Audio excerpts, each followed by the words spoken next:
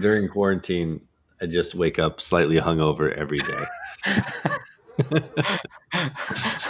It's fine because I don't have shit to do except feed kids cereal, check my email.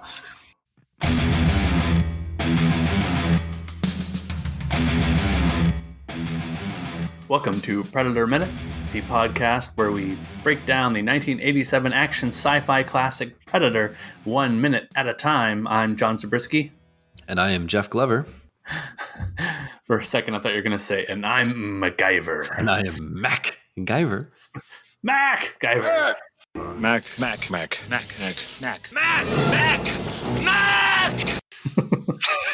Oh, man. His team could have used the MacGyver here in this situation. Or could they have? It's like they have their own very own MacGyver here. Anyway, minute 84, you could call the Randy Moss of minutes. Randy Moss. You got mossed. Got mossed. Oh, is that what that's from? Yeah, Randy Moss. I thought it was like the moss on trees.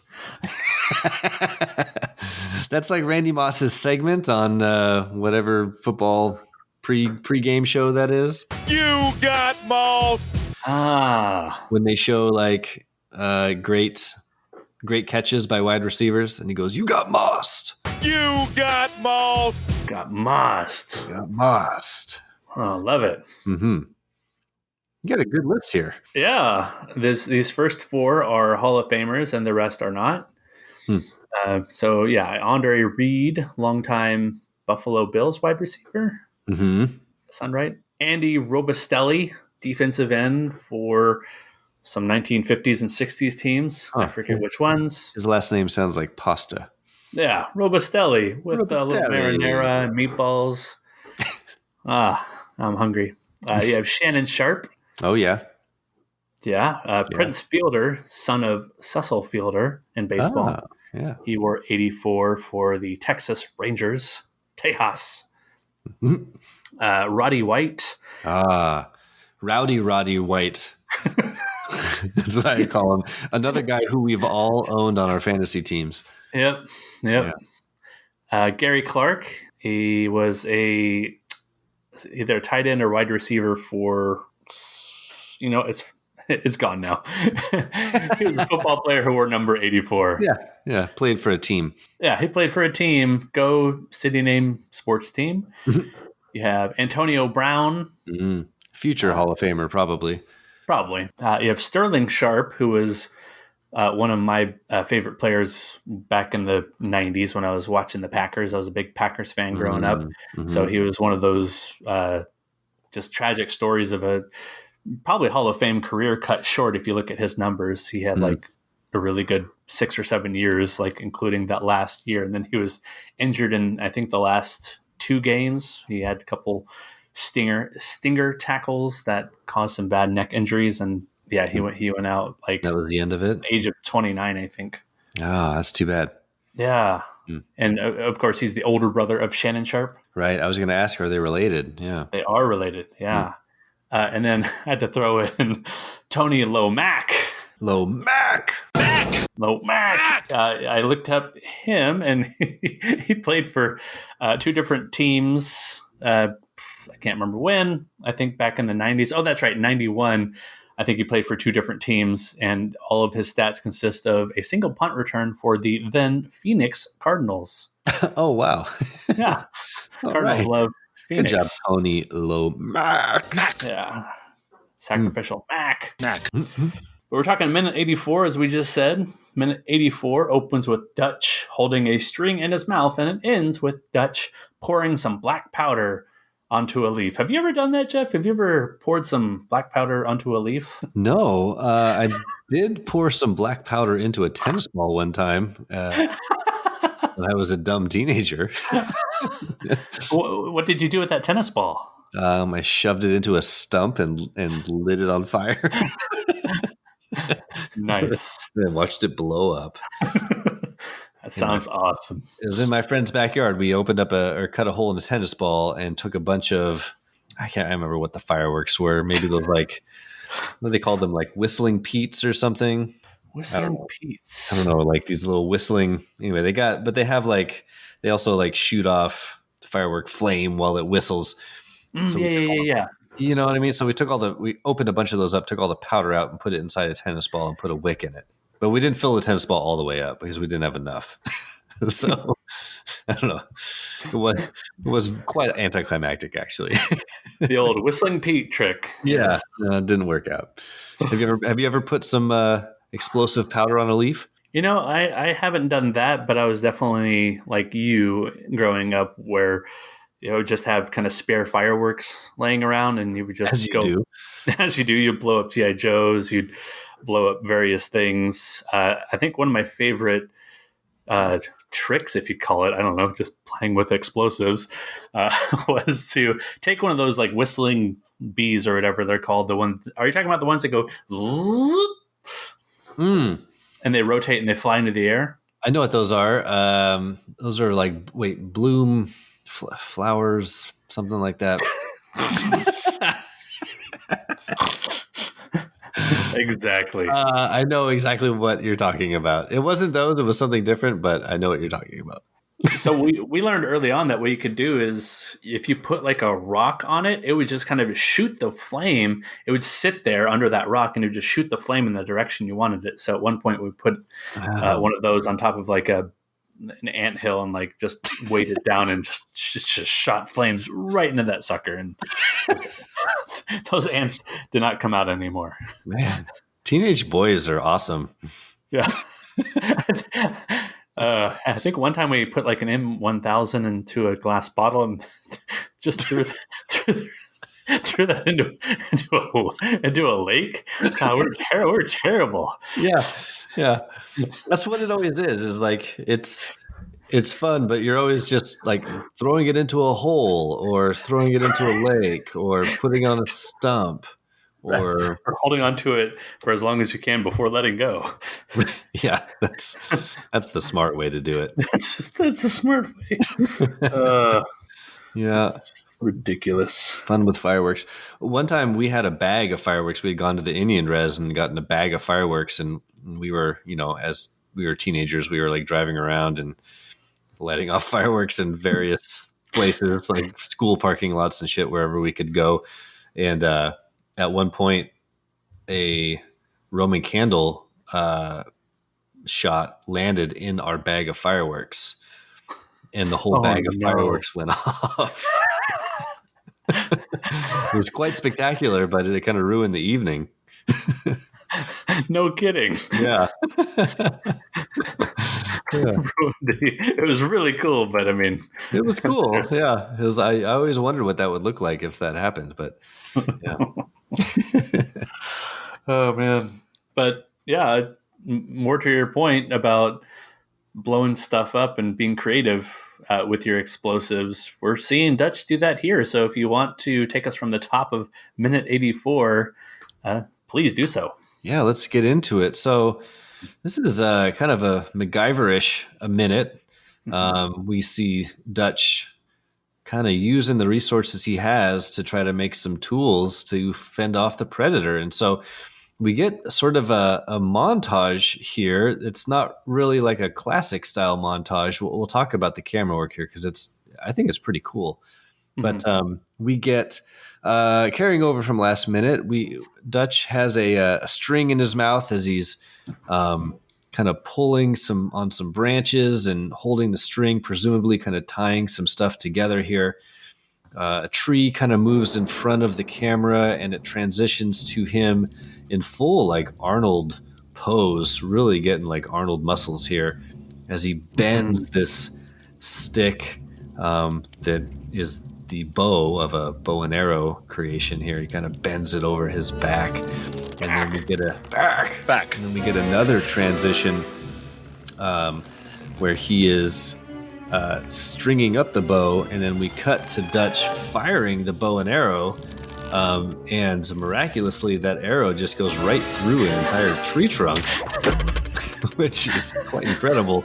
We'll talk about that, but and we'll pause there because we'll talk about the last 15 seconds or so later. But how do you like this little kind of makeshift montage here? Oh, I love it. I love Yeah. it. They even call it out in the script. The script writers knew what they were doing here. They just call it the bow and arrow montage. Perfect. Perfect. So they knew exactly what they wanted. And that's the original script. So that's not doctored by McTiernan or anybody else. So it's really cool to see McTiernan staying faithful to that here. And I do like how part of the bow making experience is working out, is just really getting your flex on. Yeah, that shot right there is just like Arnold muscle porn, really. Yeah. Like, it's like bodybuilder Arnold shot right there, because he's got the stick sort of wrapped around the back of his neck, and so he's like flexing to bend this thing, and every muscle from his forehead down to his belly is in full flex all the way out to his fingers. Pretty impressive, actually. Yeah, Pretty impressive. He's selling us that if anybody can put something like this together just in the jungle from the materials at hand, he can. And it's such a short sequence. It's all of 40 seconds that he's doing it. Yeah, it's fun to see that. It's cool to see, like you're saying, the transition shots are way cool. How they are not doing these hard cuts at all. They're doing almost like a time lapse or almost like a timeline as the camera is just moving so slowly right to left. And as each tree passes in the foreground, it basically soft cuts or move cuts to another step in the process. Yeah, it's a really smart way to do this, because it gives this little 40-second montage a very specific feeling. You just get the sense that he's in kind of a very sort of almost meditative, methodical mode right now, where he's got the glow of the fire going, and he's just working on this weapon he's trying to build. And I think it's really smart how they did those transitions really softly from one thing to the next. It's not frenetic like a Rocky montage or something. We just kind of get a sense that this is a project he's working on, and it's taking him a long time to finish. And he's working on it, throughout the night. Yeah, it's good. It's really cool little sequence. I like it. Yeah, it's interesting how you mentioned night, because it's still clearly dusk in the background. You can see the waterfall that's well lit by the dusk, the setting sun, I guess, if you will. Yeah, you're right. You can see the waterfall back there. Yeah. But I tend to forget about that when you're seeing him create the bow and arrow. They sure do a good job of using the fire, using that light to make it seem like there's this pocket of night he's using to build this. Yeah, he's surrounded by trees. He's surrounded by brush. He's kind of holed up in this little spot, right? Right. Yeah. And he's really lucky here, because he's creating a lot of heat with this fire. Remember, the predator sees pretty plainly the things that are hot in nature, and not much hotter than a blazing fire at night or dusk. This is a little, we talked about this, we mentioned this a little bit last minute, but this is a little something that you just have to kind of accept watching this movie, is all of a sudden the predator has left this vicinity and is not looking for him around here anymore, does not see this hot fire blazing in the jungle. I guess the predator went back to wherever he hangs out with Billy's skull, and he's just kind of polishing that skull and spinal cord right now. Oh, that's a good point. Yeah, maybe he's taking a look at a lot of skulls, because he has quite the back catalog. He has Mac, Dylan, Billy, and Panchito. Dylan. He has those fearsome foursome of kills that he collected within the span of about, what did we say, 2.5, 3 minutes? Yeah.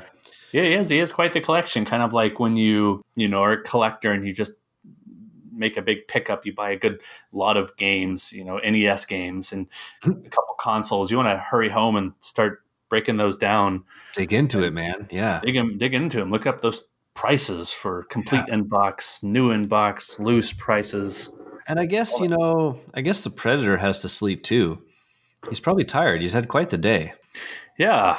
He's still working. He's got to go home. He's got to set his skills up on the shelf. He's got to call his wife and let her know that he's okay, and kiss her. Say goodnight to her. Maybe say goodnight to the little predator babies at home, and brag about his trophy kills of the day. Right. The Predator, he's got stuff he's got to take care of. He'll be back tomorrow to his hunting. And then he'll be heading back home. Another successful hunt. That's why the movie's called Predator and not Dutch, because we know the Predator is the real hero of this movie. Right. The score here, I think, is extremely effective. Mm-hmm. I really, really like it's this low kind of combination of strings and drums and horns, I suppose.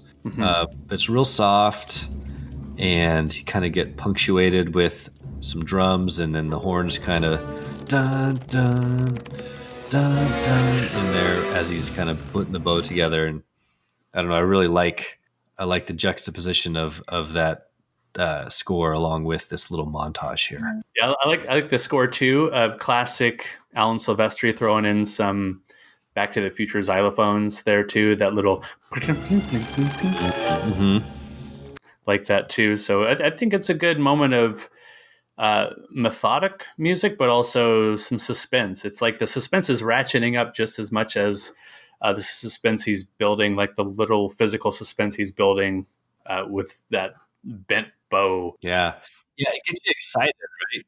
You're excited to see him like put this stuff together because you're going to get to see him use it soon, right? Mm-hmm. And the music is kind of emulating that sort of subdued excitement that we're feeling, right? And it's just kind of descent for him into more primal fighting, more primal weapons. Yeah, just shedding his guns and his knives, and we're just going to build some weapons out of the shit we find around us in the jungle. Exactly. He's doing old school. And when I say old school, I mean old school. I mean, I did an iota of research, and study.com tells me that paleontologists date the invention of bows and arrows in the Paleolithic period. That means Old Stone Age, Jeff. About 71. Yeah, it's like, this is the kind of stuff I teach. This is weird talking about stuff I teach when I haven't really done it for a couple months other than. Does this mean you can show Predator to your sixth graders? This is exactly, at least this one clip. They'll just pass out when they see him bending the bow. Look, that's a bow flex for you folks. That's a bow flex. About 71,000 years ago, based on archaeological evidence of arrowheads and cave paintings, and I included a cave painting in the show notes. Yeah, you did. They assume that prehistoric men used bows and arrows to hunt. Like a hunter. Pretty smart prehistoric men. Mm-hmm. Yeah. I could not make one of these bows and arrows if I was. I was going to ask when you were younger, did you ever try to make a bow and arrow or a weapon? I never did. Not that I recall, at least. When I was growing up, I had some family friends were our babysitters. Basically, it was because both my parents worked, and we had a family friends where the mom was a stay-at-home mom, and so she would babysit us before and after school. But they lived on a big piece of property their house was kind of surrounded by acres of woods. And so I was lucky enough to kind of grow up just playing outside all the time. And in the summertime, I would spend all day there. She would babysit us all day long. And one of my best friends, who's still one of my best friends, me and him would just play in the woods all the time. But we didn't make weapons. This was in the time where your parents would just give you a hatchet and let you loose in the woods. And I remember being like 7 or 8 years old and just having a hatchet, walking around the woods, like chopping off branches and making trails. And yeah, no one batted an eye. It was crazy. Now that I think about it. It was like Glover Boy. Yeah. Did you ever try to fashion a weapon? Yeah, quite a few times. I think I've told you before I was in the Boy Scouts. So. Oh yeah, you're a Life Scout. Thank you.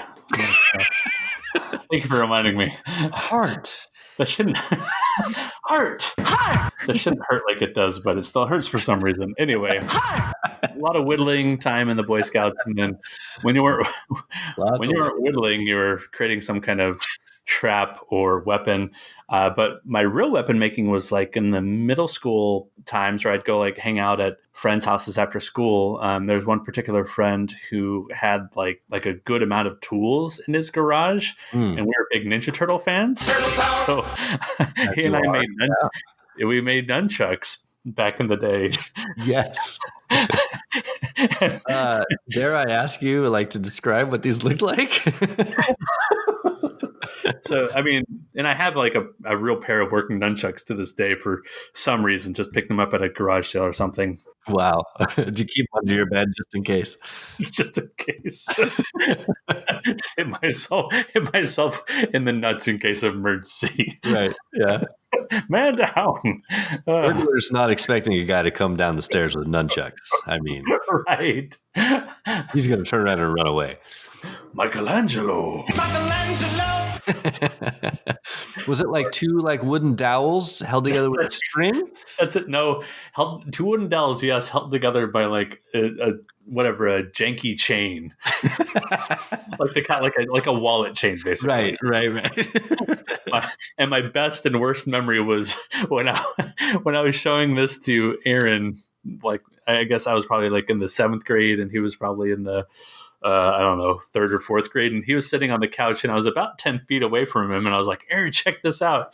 And I was like whipping the nunchucks around, and then for whatever reason, maybe due to poor construction, one of the wooden dowels disconnected from the nunchucks and just flew and hit him right in the face. Perfect. I felt so bad, but it was like the coolest nunchuck moment I ever had. Yeah, you can't ask for a better nunchuck moment than that. Other than maybe if it had hit him in the balls. That might have been a little bit better. Oh, poor Aaron. Poor Aaron. But yeah, I might have made a bow and arrow growing up, but nothing comes to mind, but definitely made my own nunchucks, and like you, played with knives and some hatchets, and I cut my wedding cake with a katana. You were there.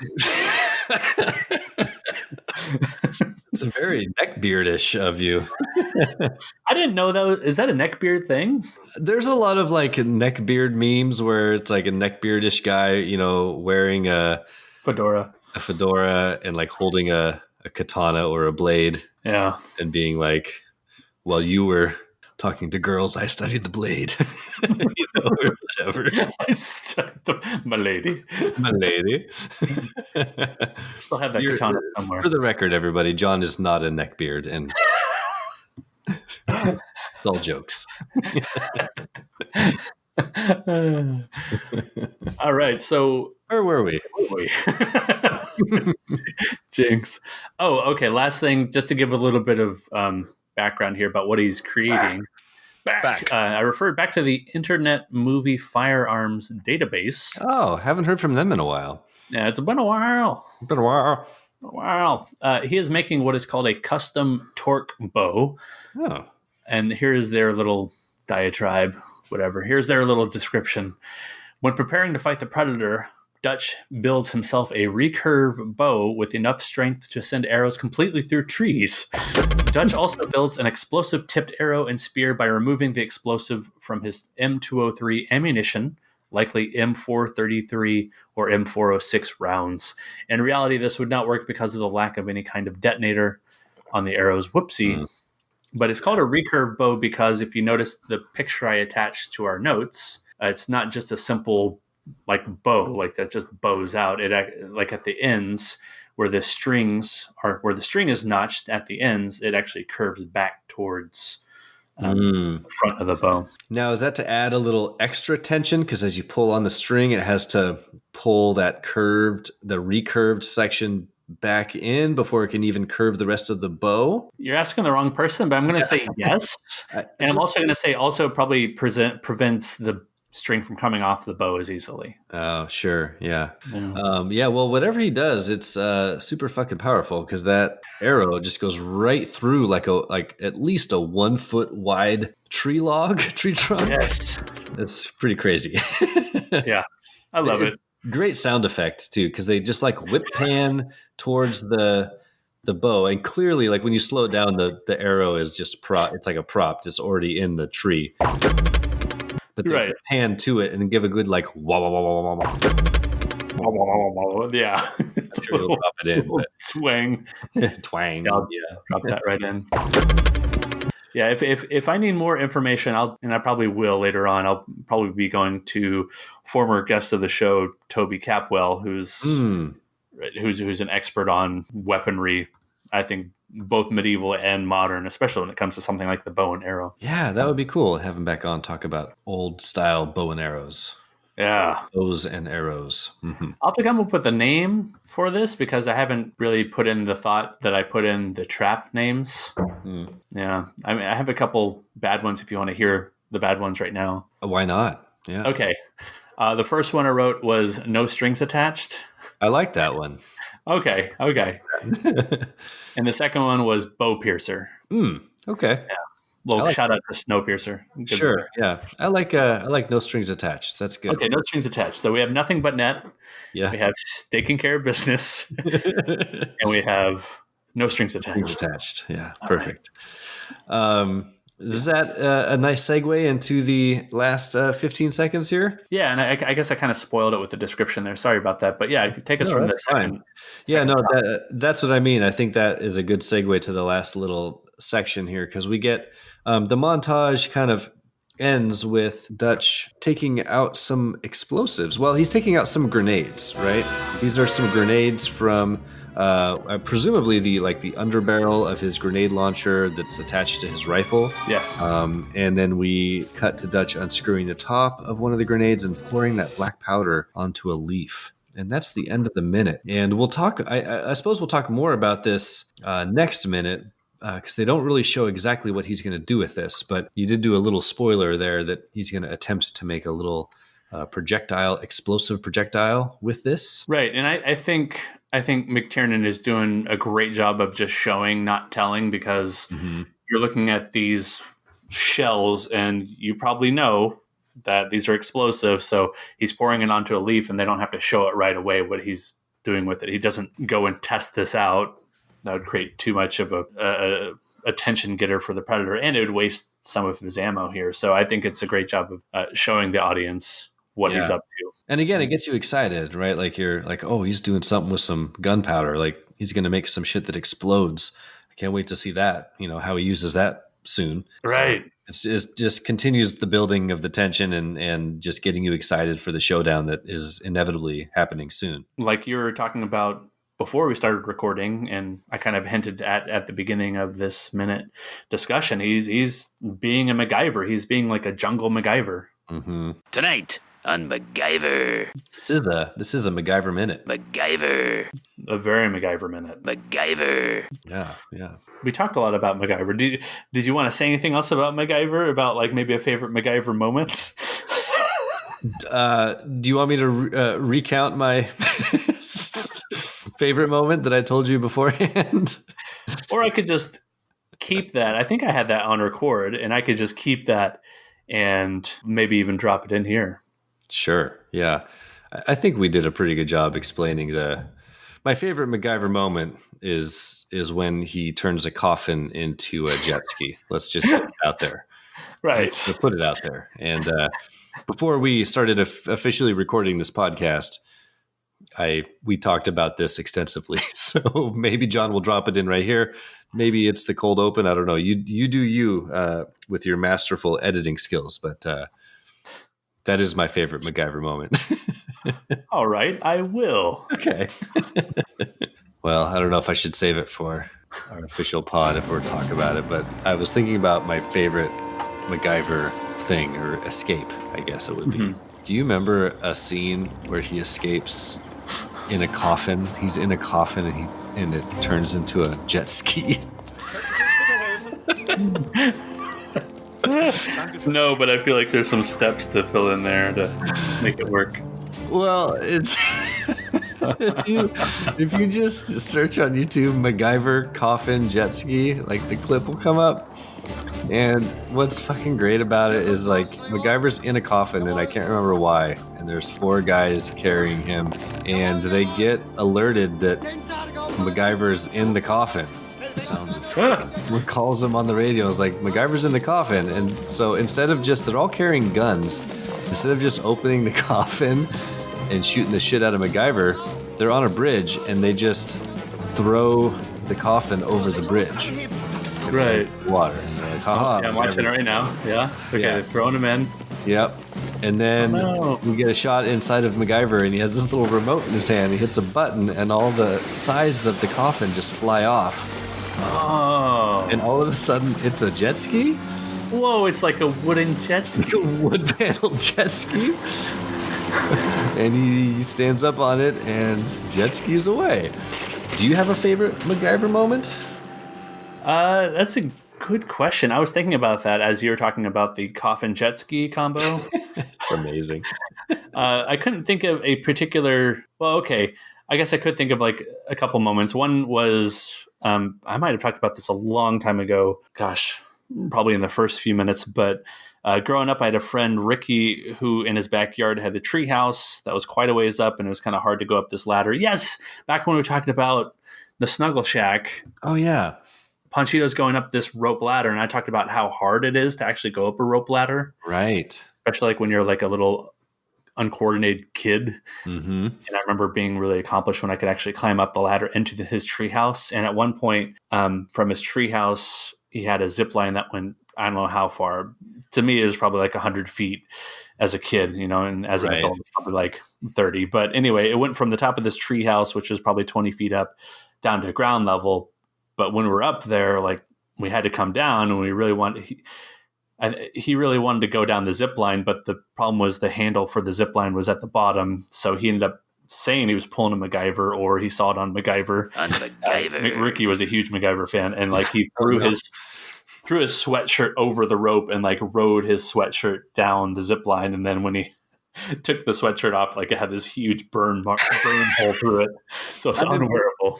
I'm impressed that it worked, though. He was able to do that. Like it worked. They do that on Tango and Cash with their belts. Tango and Cash. Tango and Cash. That's in hindsight, it's kind of crazy that worked. Yeah. But yeah, it probably fucked up his sweatshirt. yeah. And that's just classic Ricky. He was one of those friends who'd always be trying those kind of wacky things and climbing on things he really shouldn't be. We all had a friend like that, right? Yeah. We all had a friend who had dirty magazines out behind their house in the woods, right? Oh, that was Stevie. Classic Stevie. Oh, yeah. My friend was named Adam that had the dirty magazines. Wait. This isn't Adam. No, it's not Adam. No, different Adam. Adam Praniga back then. No, this was a different Adam that lived near my house, and we were friends in elementary school, and it was my first exposure to all the things that happen out in woods behind a friend's house. Tree houses, porn under a log. Yes. Like what was it doing out in the woods anyway? That was so random. Like I grew up in Tennessee, like way far away from you did, and like that's where it was. It was just always hanging out in the woods. Yeah. Find it in the woods. It's like some old like disgusting guys were like, well, I'm done with this now. I'll just leave it for the next young buck to find. Treasure for some whippersnappers. Oh my gosh. It's like the original under a log, yeah. The ancient texts. The sacred texts. The sacred text. I place it here for the next generation to find. The sacred Jedi text. It's probably still out there if you look hard enough. Yeah. Some say it's still under that same log. It's still propped up against that log. Oh man, a 1982 issue of Penthouse magazine. But back to MacGyver. I think my favorite episode was he's fighting basically like an army of killer ants. I don't know if you remember this one. No. They're like swarming all over. And I think the way he defeats them, at least at first, is by bursting some reservoir or dam, and it washes most of them away. But then for some reason, I think like they figure out how to be on the water. I don't remember how that concludes, but somehow I liked that one so much. It was like my representation when I was teaching about conflict for character versus nature. Because I'm a teacher, I ended up showing that to like my No way. long time ago. I think this is awesome. I can just kind of show whatever I want. Show some Star Wars, MacGyver. MacGyver. I just Googled it. Is it MacGyver fire ants? That has to be it. I remember that was just so terrifying because, like, how do you? YouTube is telling me that it might be inappropriate for some users. I understand, and I wish to proceed. Yeah, I think like the bad guy had some kind of what do you call it? Not control over the ants. Like he just, I don't know. Oh my god, yeah. But like they're killer ants, and like classic MacGyver, they show quite a bit of death in these episodes. Right? Oh yeah, all this ants fucking everywhere, all over the branches. Oh, he's got to wait. Is that a flamethrower? Yeah, it's a flamethrower. Oh, he burns the shit out of them. Yes. Oh man, remember when you were a kid and like the flamethrower was the ultimate weapon you could ever imagine owning? Yes. Like you always wanted to have a flamethrower. Anytime a flamethrower showed up in a movie or a TV show, I was all in. I was like, this is fucking awesome. I love flamethrowers. It was probably like the most dangerous weapon to have. Right, yeah. Like off a battlefield or on a battlefield. So it makes the end of Once Upon a Time in Hollywood so great. Oh, I never saw that one, but I've heard the recaps, so I more or less know how it ends. There's a flamethrower, and it's great. Yeah, I'm pretty sure he takes out the ants via some flood. Cool, nice. I did never seen that one, or don't remember seeing it. Good MacGyver moment. Ding. Yeah. Ding. MacGyver went ding. MacGyver. All right. Well, have we done this minute justice? I think we've done this minute justice. I can't think of anything else that we're missing. Well, recommends? Sure. Let's recommend away. So, Jeff, what do you have to recommend? I'm starting to lose track, John, of things that I've recommended on this podcast. I watched this movie a couple weeks ago, and I can't remember if I recommended it. It wasn't even that long ago. Did I recommend the movie Sea Fever? No. Oh, fantastic. Okay. This is a good one. So, it's a surprise, surprise horror movie. But I love horror movies, and I love this particular kind of horror movie. As anyone who knows me knows, my favorite movie of all time is The Thing. Yes. What I love about The Thing is it's like an isolated location. It's a monster that no one understands or knows what's going to happen, and all those dynamics come into play. So this movie is called Sea Fever. It was a kind of a smaller independent film that did well at some festivals, and it hit video on demand in April. So you can rent it on VOD right now. But anyway, it's story of a young woman is a student, and as part of her kind of like master's project, or probably PhD project actually, she goes out on a boat with some fishermen to study some sea life. And the fisherman crew head off out, and they end up going into a restricted zone, and some weird shit starts happening, right? So they're out in the middle of the ocean. It's a small number of people all on one boat. They're in an isolated location, and some sort of unidentified, I don't want to say monster, but organism, something is rearing its ugly head below the boat, and they start investigating it, and it just kind of goes from there. So it's really well done for kind of a smaller budget film. And I, like I said, I'm a sucker for these types of scenarios where it's like an isolated location. And the acting was really good. And I just thought it was a pretty solid little movie. And it's only like an hour and a half long, and it's kind of perfect. So yeah, Sea Fever, check it out.